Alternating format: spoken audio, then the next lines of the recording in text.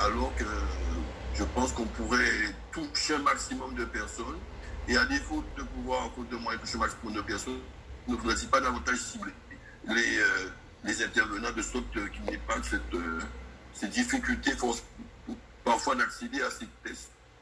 Donc c'est une question que je pose à la directrice de l'ARS qui est plus compétente que moi en la matière.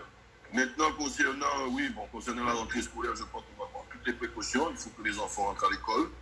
Mais dans un cadre plus sécurisé, on a du recul, on connaît mieux le virus, on connaît ses capacités de transmission chez les enfants, on connaît un peu mieux le virus et je pense que le personnel, en tout cas aux admins, a été formé pour pouvoir appréhender en termes d'entretien, de nettoyage, etc., d'attitude à avoir par rapport aux enfants, ce virus, entre guillemets. Et donc ces choses seront peut-être plus faciles, mais il faudra quand même prendre des précautions et ne pas hésiter à recadrer les choses si nécessaire. En tout cas, nous, on se tient prêt là-dessus pour pouvoir accueillir nos enfants aux abris.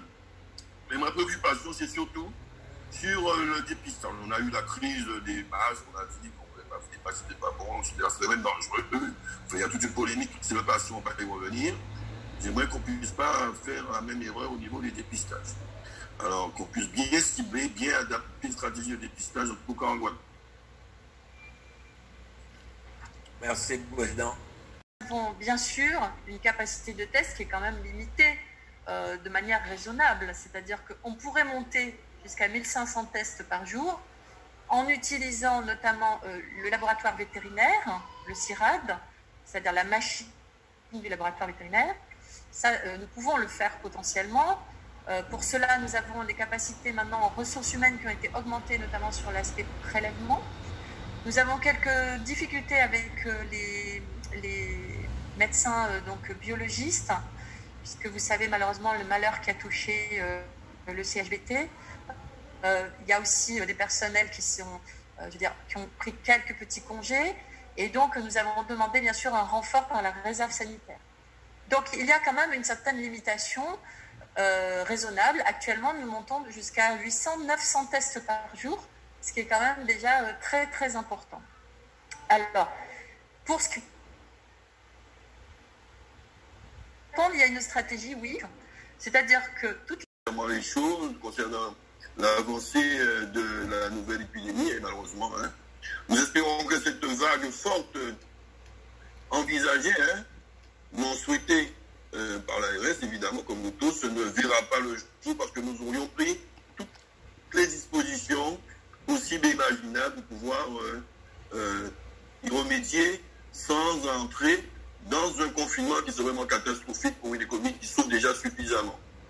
Concernant l'eau, on avance, on a pris des résolutions, on reste optimiste sur l'eau.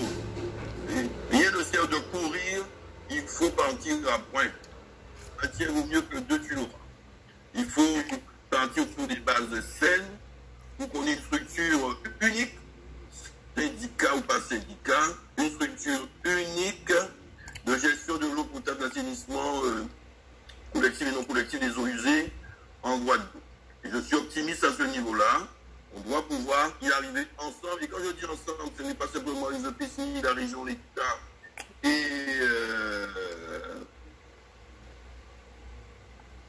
la région, l'État et le conseil départemental, mais c'est aussi nos partenaires qui sont des représentants des usagers dûment habilités et des représentants du personnel, des EPCI, etc.